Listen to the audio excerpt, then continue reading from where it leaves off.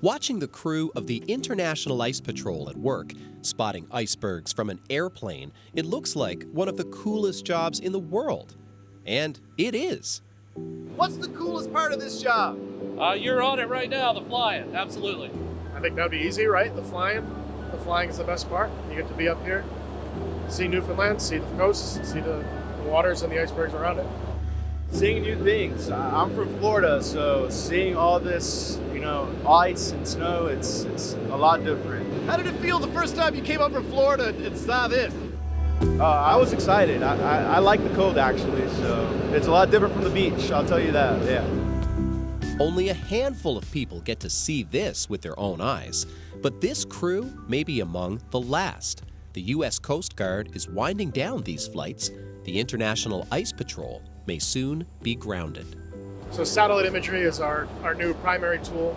We can get large areas of coverage with satellite images. We're towards the end of the era of the aviation mission, and soon the satellites will be doing all of the work.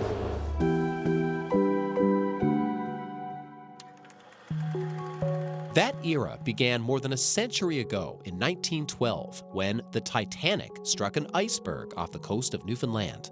More than 1,500 people were lost at sea. 2 years later, the International Ice Patrol was born. The patrol has been cruising these skies ever since, tracking icebergs from above, getting the word out to ships below. But with that era coming to a close, the current crews say there's a feeling in the air.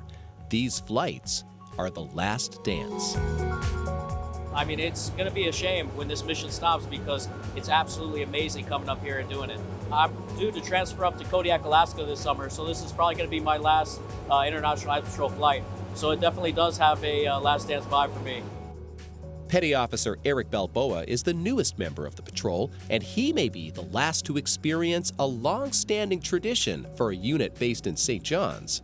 Yeah, I was maybe the last one to get screeched in the unit. So, going to that ceremony yesterday, hearing about Anthony Bourdain coming and doing that, he was an idol of mine growing up, so it was definitely something, I'm excited to be part of.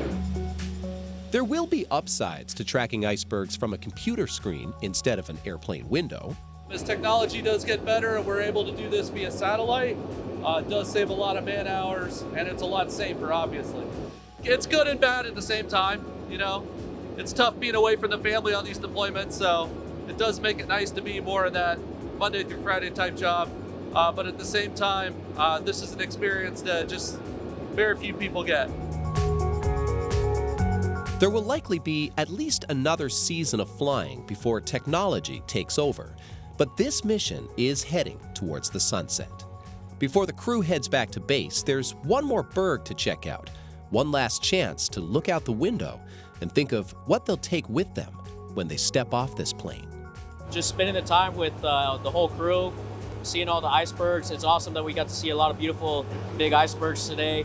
And I mean, couldn't ask for a better last patrol. Zach Gowdy, CBC News, on board the International Ice Patrol.